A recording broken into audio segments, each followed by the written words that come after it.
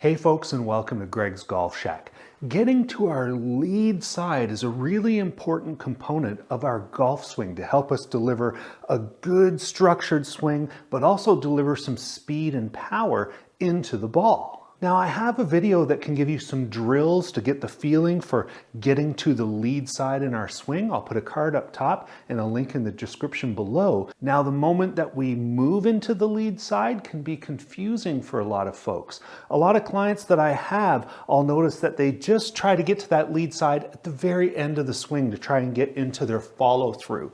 Moving into your lead side and the follow through position are two different things. The follow through position should just be a result of a successful golf swing that has moved in to the lead side. Now, one of the main problems we see about not shifting into the lead side, or where people find it difficult, is we often see they swing back and they've shifted a lot of weight into their trail side that it's difficult to get back over to the lead side, especially without a whole lot of lateral movement. And what we end up seeing is folks hanging back on this trail side and delivering like this, kind of moving backwards as you're hitting the ball, or just kind of staying still. And it might look like this. You might even see people walk backwards. Now that doesn't help us out very much.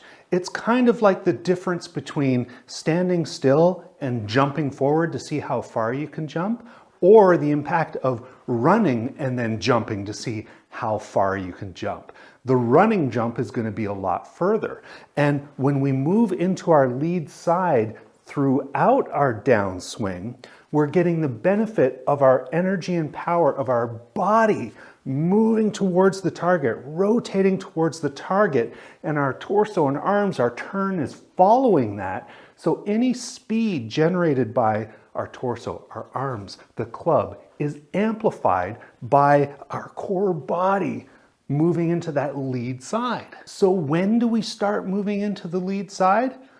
For a lot of folks, I would almost suggest that we start at setup. You know, based on what we've been told about moving all your weight to the trail side, moving it all to the front side, I think it's a good idea to always have a little bit of consciousness of being into that lead side. I like to set up and feel like I've still got some stable structure there in my lead side as I turn back. What that helps me prevent doing is moving way off the ball like this, sliding away where I literally come up off my foot. Now, some folks might have some flexibility issues. They might turn and lift that foot.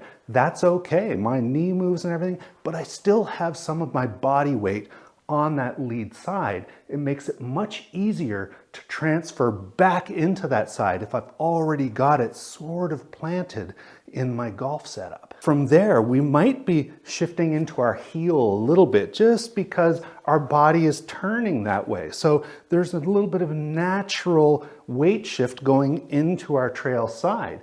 But as I'm at the top of the swing, even before the top of the swing, I'm still conscious that I'm going to be moving into this side, into my lead side. So as I'm swinging back, I'm still very conscious. As I get towards the top of the swing, I'm already thinking about moving into that lead side and execute through. Now, many of us get confused with that shift, that slide, and moving into the lead side can often cause a lot of this. We can get way ahead of the ball, and that can make it really difficult to have a good strike. Just like being behind the ball, if we haven't transferred our weight back to the lead side, that ball can go anywhere. It's difficult to align your path and your face for your intended shot. And of course, the same happens if you slide forward beyond the ball. So what I like to do is imagine that there's a wall here on my lead side, just outside my lead foot,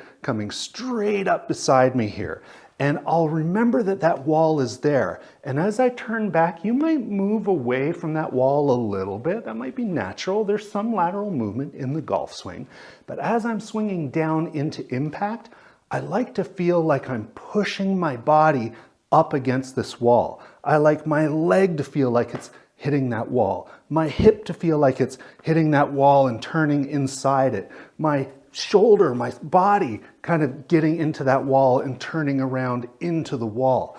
I like to feel like I'm body checking that wall a little bit to help me avoid sliding beyond or help me avoid getting my hips out. I like everything on that lead side to feel like it's hitting that wall as I'm hitting the ball, and then everything else will release after that. So I'd like you to try that when trying to move into your lead side. Imagine there's a wall there. You're remaining on your lead side a little bit throughout your swing, but as you shift your weight and your momentum into that lead side, feel like you're bracing into this wall, make a good strike. You're going to find that not only do you get a little bit more consistent strikes, but you're gonna have that extra momentum, that power and that speed fueled by your body and fueled by moving into that lead side that is gonna send that ball a little bit straighter, a little bit farther. Give it a try and deliver some power into that ball. Oh yeah. Folks, I hope you liked that tip. Please subscribe to the channel. I'm a certified instructor with the Canadian Golf Teachers Federation. I want to help improve your game and have more fun out on the course. Like the video, drop me a comment. We'll see you next time on Greg's Golf Shack.